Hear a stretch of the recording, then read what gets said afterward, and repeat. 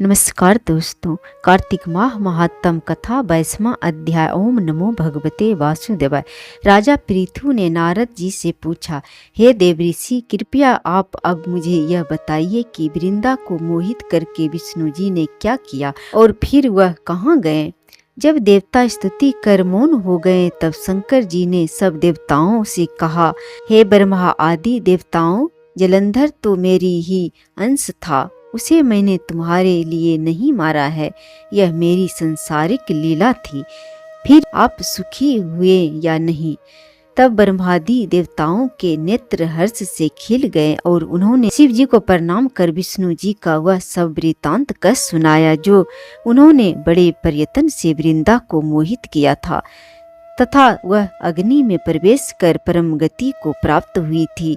देवताओं ने यह भी कहा कि तभी से वृंदा की सुंदरता पर मोहित हुए विष्णु उनकी चिंता की राख लपेट इधर उधर घूमते हैं। अतः एवं आप उन्हें समझाइए, क्योंकि यह सारा चराचर आपके अधीन है।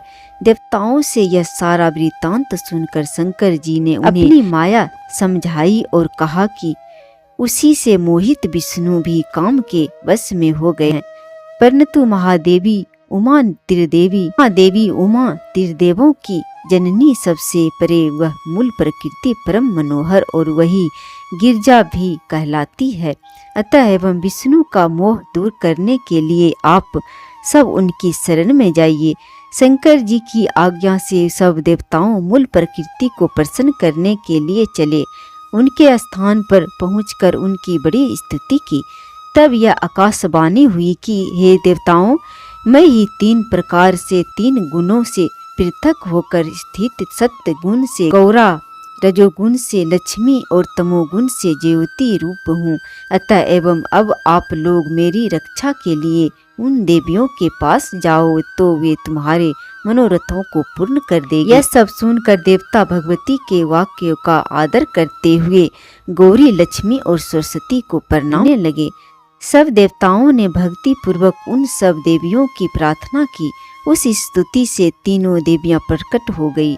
सभी देवताओं ने खुश होकर निवेदन किया। तब उन देवियों ने कुछ बीज देकर कहा, इसे ले जाकर वे दो तो तुम्हारे सब कार्य सिद्ध हो जाएंगे। ब्रह्मादिक देवता उन बीजों को लेकर विष्णु जी के पास गए। पिता की चिंता भूमि में डाल दिया। उसे धात्री, मालती और तुलसी प्रकट हुए। विधात्री के बीज से धात्री, लक्ष्मी के बीज से मालती और गौरी के बीज से तुलसी प्रकट। विष्णु जी ने ज्यों ही उन स्त्री वाली वनस्पतियों को देखा तो वे उठ बैठी। कमा शक्ति चित्त से मोहित हो उनसे याचना करने लगे। धात्री और तुलसी ने उनसे प्रीति की। विष्णु जी सारा दुख भूल देवताओं से नमस्कृत हो अपने लोक वैकुंठ में चले। वह पहले की तरह सुखी होकर शंकर जी का सुमरन करने लगे। यह आख्यान शिव जी की भक्ति देने वाला है। इसे पढ़ने या सुनने से वैकुंठ धाम की प्राप्ति होती है, समस्त मनोकामना पूर्ण होती है। कथा संपूर्ण हो। कार्तिक माह महात्म कथा 22वां अध्याय संपूर्ण हुआ। जय श्री हरि।